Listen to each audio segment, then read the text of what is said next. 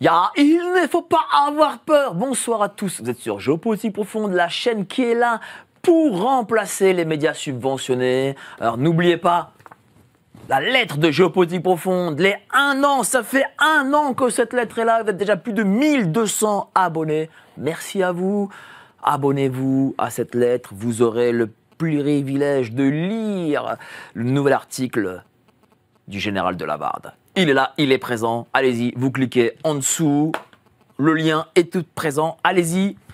Ce soir, on va parler politique, on va accueillir un ami qu'on aime beaucoup ici à Géopolitique Profonde, c'est Rémi Tel pour son dernier livre, À l'encre du néant, une compilation de nombre de ses chroniques. Pourquoi ce bouquin, tiens, cher Rémi ? Alors bonsoir Mike, bonsoir à tous. J'écoutais le générique de Géopolitique Profonde avec ce thème de Lacrimosa. Et ben voilà, on vit une époque lacrymale, un peu comme avait tenté de la retranscrire par la musique Mozart.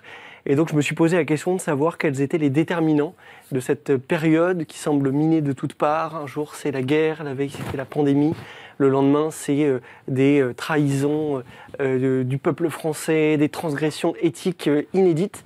Et il me semble qu'il y a une toile de fond commune à toutes ces crises. Je crois qu'on est arrivé aujourd'hui au stade terminal de la modernité, cette espèce de grand emballement de la société des machines qui depuis 250 ans a fait beaucoup de bien, notamment dans le monde occidental, mais qui a aussi créé de très très grandes fragilités et qui aujourd'hui utilise la condition humaine, la liberté humaine, comme variable d'ajustement pour tenter de masquer son effondrement. Et donc avec des exemples très spécifiques et en reprenant... C'est pour ça le néant ?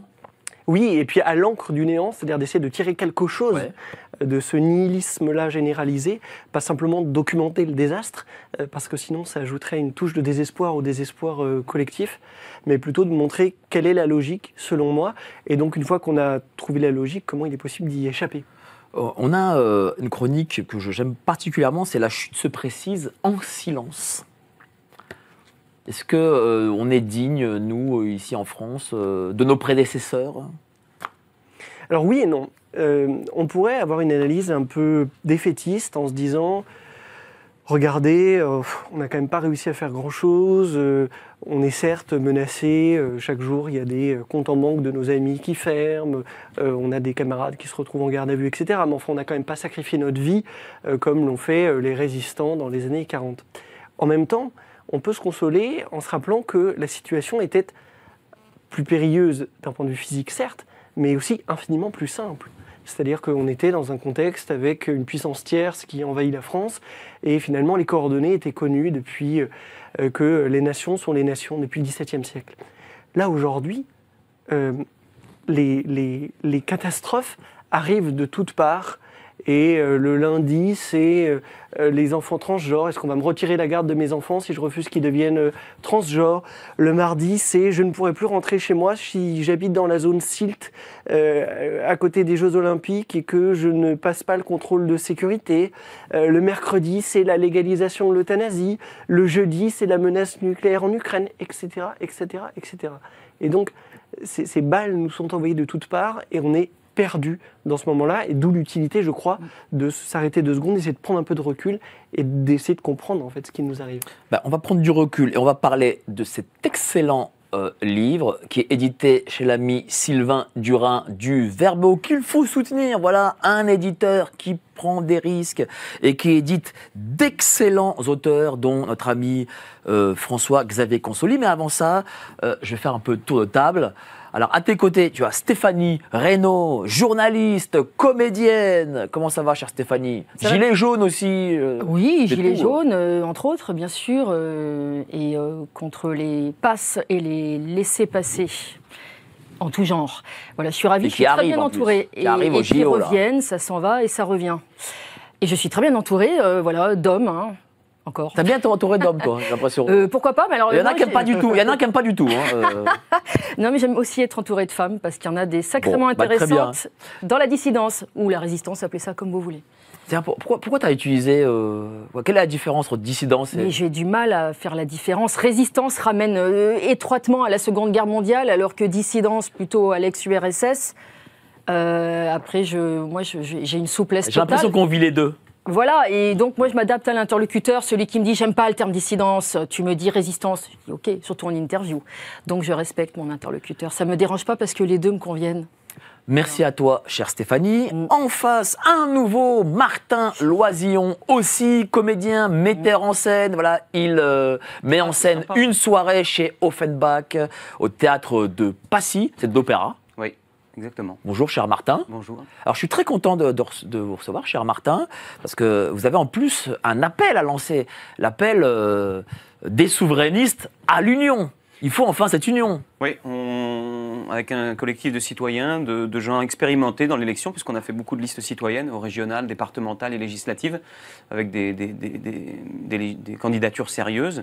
On ne peut pas accepter cette situation où on a 2 listes Frexit aux européennes, d'autant plus que les européennes ont la particularité que c'est une élection à un tour à la proportionnelle directe. Donc avec 5% des voix, en France, il y a 5 élus qui passent directement au Parlement. Voilà. Et donc on essaye, et pour parler concrètement, de faire en sorte que Florian Philippot et ses équipes, et puis François Asselineau et ses équipes se mettent d'accord. Alors, vous avez fait une manifestation devant chez Monsieur Asselineau. Comment ça s'est passé ? Ça s'est bien passé. Enfin, c'est pas vraiment une manifestation. C'était convivial. On a marqué un peu le coup. On s'est rassemblés devant le siège de l'UPR. En l'occurrence, parce que il faut dire les choses. Pour l'instant, dans les échanges qu'on a eus, je ne peux pas m'avancer en disant que les patriotes sont d'accord, mais en tout cas, ils nous ont répondu et on a eu des échanges qui encore le laissaient un peu d'espoir. Voilà. Et pour l'instant, avec l'UPR, non pas qu'on a eu des réponses totalement négatives, mais j'ai un peu regardé l'émission de François Asselineau où il est venu ici. Pour l'instant, sa position publique est celle du refus. Et nous, toutes les excuses qui ont été données ne sont pas à la hauteur de la situation. Donc voilà, on essaye un peu de marquer le coup. On s'arrête pas là. On a d'autres démarches. Et on a des personnalités un peu publiques qui sont quand même issues des mouvements citoyens qu'on a vus ces derniers temps, qui essayent de nous aider au moins à pouvoir mettre en place cette médiation. En tout cas, il n'y a pas de préférence chez vous, ni chez l'un, ni chez l'autre. Vous n'êtes d'aucune écurie. Vous êtes juste un citoyen qui veut une union. Oui, mais surtout, on est des citoyens engagés qui passons du temps dans ce combat-là, et donc on est pragmatique et on voit ce que peut nous apporter 5 députés européens qui seraient sur la liste et sur la ligne politique de celle de François Asselineau et de Florian Philippot. On l'a vu avec Virginie Joron et feu Michel Rivasi. Ce sont des personnes avec qui moi j'ai des accords politiques. Je n'avais pas compris que Michel Rivasi traite d'extrême droite un événement comme le CSI, mais il n'empêche qu'ils ont fourni des éléments utiles à la résistance, ce qu'on évoquait tout à l'heure, au moins à la compréhension de ce qui nous arrive dans le chaos qui a été décrit en début d'émission. Merci beaucoup, cher Martin. Merci à vous. Et à votre droite, l'unique, le fabuleux, le merveilleux, l'homme à la cravate d'or, tout ce qui touche se transforme en or, c'est le roi Midas. Philippe Perlin. Salut, cher Philippe. J'ai trouvé la pierre philosophale. Voilà. Comment ça va, cher Philippe ? Très bien, en pleine forme. Aujourd'hui, un édito ? Un édito sur Total qui envisage de se faire coter à New York. Plutôt qu'à Paris, donc je vais expliquer ce que ça signifie. Et puis, c'est aussi une question liée à la souveraineté. Donc nous aurons plus le Total dans le CAC 40, alors. Et ça risque, oui, malheureusement. Et c'est même plus grave que ça, donc j'en parlerai tout à l'heure. Oh Voilà. là là.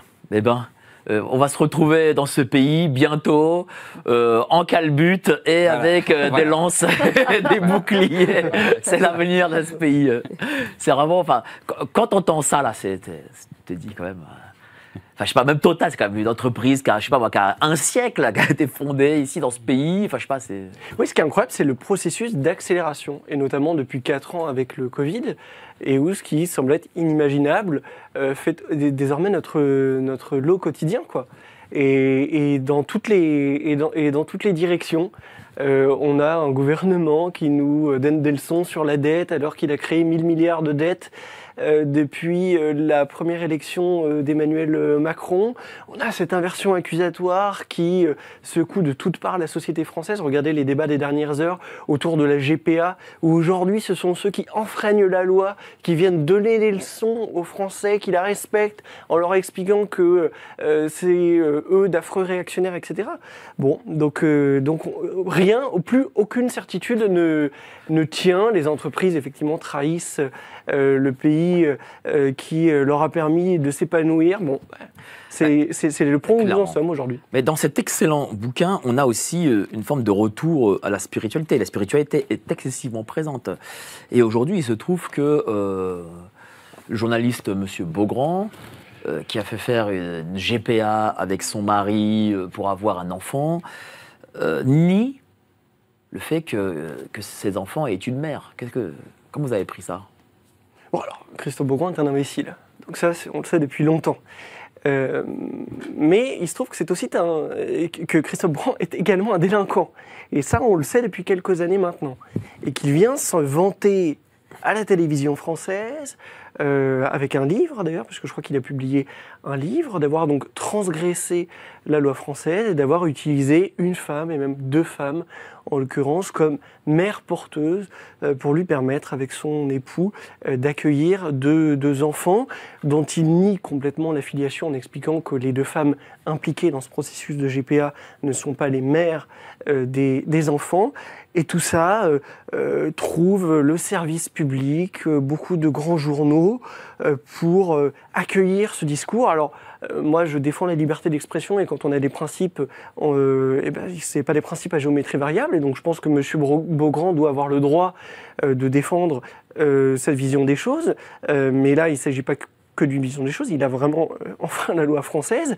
Et puis surtout, ce serait peut-être bien que, dans l'autre sens, on accorde aussi un peu de droit de cité à ceux qui disent, comme, regardez cette jeune femme, Olivia Morel par exemple aujourd'hui, que la GPA est un drame, c'est un drame pour les femmes qui sont utilisées dans ce cadre-là, c'est un drame pour les enfants qui naissent de GPA, et on est dans un processus de retour à la barbarie, c'est-à-dire de chosification des hommes et des femmes. La place de M. Beaugrand n'est certainement pas aujourd'hui d'aller se pavaner comme ça. Et puis c'est un acte de classe aussi, parce que c'est un grand bourgeois blanc, tiens je vais rajouter ça, qui a les moyens d'acheter un enfant, quoi.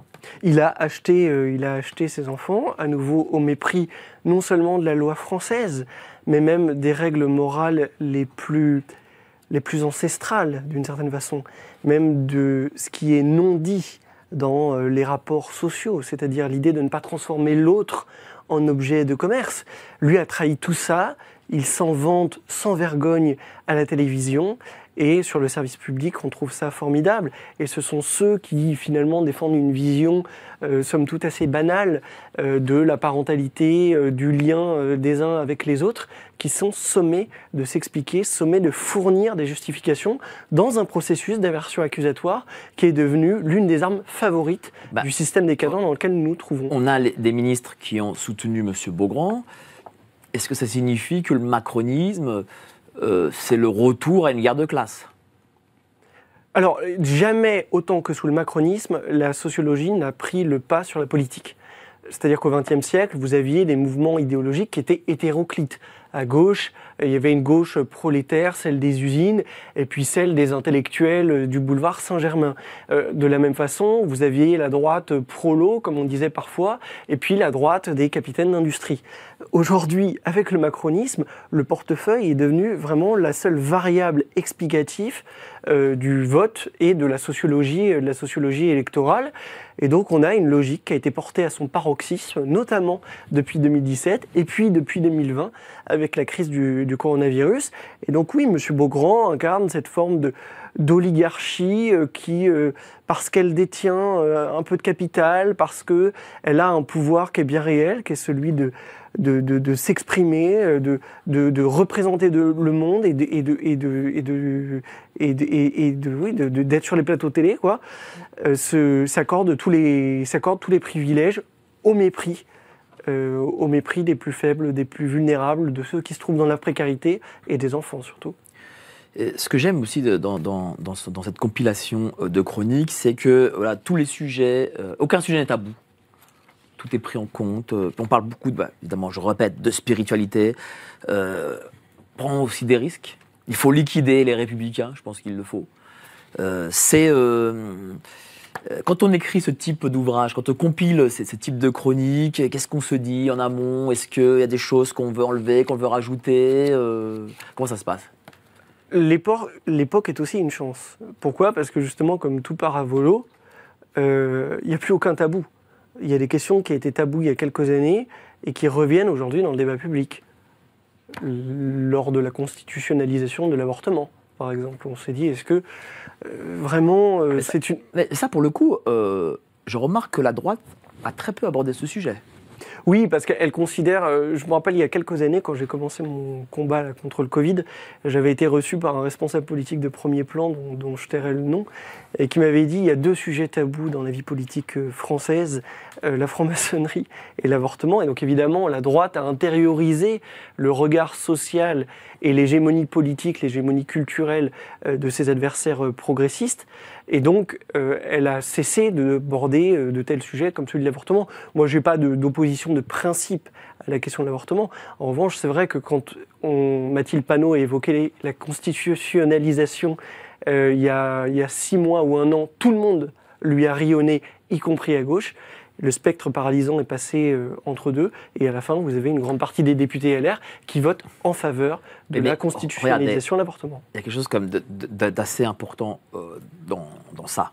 C'est-à-dire qu'il y a l'avortement pour les nouveau-nés. C'est une mort de nouveau-nés, de futurs nouveau-nés. Il y a bientôt le suicide assisté, j'imagine, pour les plus âgés. Et la guerre, peut-être en Ukraine ou ailleurs, dans les âges intermédiaires. On peut dire que le macronisme apporte la mort. Le progressisme est fondamentalement une culture de mort et brûle, si j'ose dire, la vie par les 2 bouts.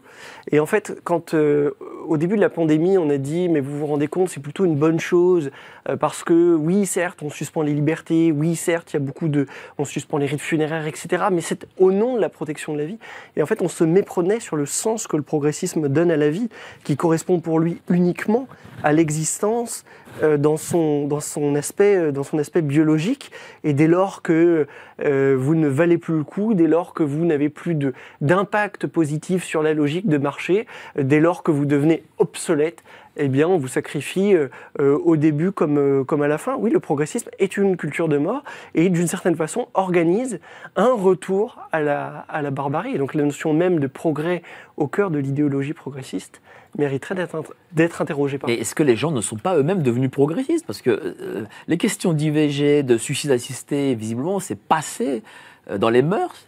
Et on peut dire qu'une majorité de Français, ils sont favorables. Oui, un sondage récent indiquait même que 59% des Français seraient favorables à la GPA. À titre personnel, je crois à peu près à la pertinence des sondages. Et donc je pense qu'il peut toujours y avoir des décalages et puis quelques petites manipulations, mais l'ordre de grandeur est là. Il y a une sorte d'impensée aujourd'hui morale, de célébration du néant. Et c'est ce que j'essaie de dire dans cet ouvrage. C'est-à-dire que comme on ne contrôle plus rien dans nos vies, puisque la société des machines prend à peu près les décisions sur tous les aspects fondamentaux de nos vies, eh ben on trouve des libertés de consolation. Le fait de dire, moi je m'appelle plus Michel, mais je m'appelle Christina. Hier, je buvais un verre avec un ami à Toulouse qui me racontait qu'il a un collègue de travail qui s'appelait Quentin et qui demande qu'on l'appelle Zelda maintenant. Ça, c'est une liberté de consolation. Et puis, puisque le néant est partout, Shakespeare disait « il faut embrasser ce qu'on ne peut éviter », eh bien, il y a une tentation de célébrer aussi le néant et de célébrer cette culture de mort. On peut être favorable à l'avortement, mais lorsqu'on fait une grande cérémonie républicaine, comme c'était le cas il y a quelques semaines, où on chante, on se fait la bise, etc., comme s'il s'agissait de quelque chose de joyeux, en fait, là, on est bien dans la célébration du néant plus total. Et pourquoi? Parce que... Et Dieu dans cette affaire? Parce que Dieu est parti, Dieu a quitté la sphère publique, et donc du coup, il se passe ce qui se passe? Alors, il est certain que les sociétés se développent toujours sur un terreau d'absolu. Et donc, en 1793, le terreau d'absolu sur lequel fonctionnait la société française, qui était le terreau chrétien, a été quand même profondément remis en cause par le régicide et à travers lui par le déicide. Parce qu'au fond, abattre le roi, c'était abattre celui dont on disait qu'il représentait, c'est-à-dire Dieu sur terre. Et Camus, qui n'était pas un fasciste d'extrême droite, explique bien dans L'Homme révolté comment l'époque des Lumières devait nécessairement être contemporaine de celle du marquis de Sade. C'est exactement ce qu'il dit. Il dit parce que lorsque cet absolu-là est détruit, lorsque le repère fondamental vacille, lorsqu'il est piétiné, alors la conséquence logique, c'est une forme de célébration de tous les possibles, y compris dans leur dimension la plus abjecte. Et donc oui, on vit un peu comme des orphelins, en fait, depuis 250 ans. Emmanuel Macron, d'ailleurs, l'avait dit au tout départ, lors de sa première campagne. Il avait dit la figure du roi a disparu et les Français sont perdus. Je pense qu'il l'avait théorisé. Malheureusement, il est en fait une sorte d'expression paroxystique de la logique qu'il dénonçait à l'époque.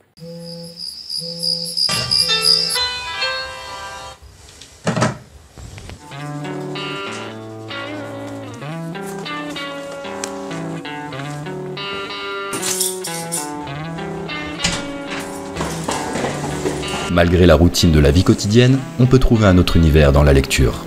Un livre est une amitié, comme disait Proust. Il nous accompagne partout et nous transporte plus loin que nous pouvions espérer. Ça semble un peu cliché dit comme ça, mais oui, la lecture change la vie. C'est pourquoi avec Géopolitique Profonde, on vous propose notre revue mensuelle. En plus d'avoir les meilleures expertises sur les sujets essentiels de notre société, il y a aussi des solutions financières pour s'émanciper du système. On essaie de changer la vie de ceux qui nous lisent, intellectuellement comme matériellement. Quand les intérêts rencontrent la sympathie, c'est souvent une nouvelle amitié qui commence. Car on n'est pas là pour vous raconter des histoires, mais pour vous aider à écrire la vôtre.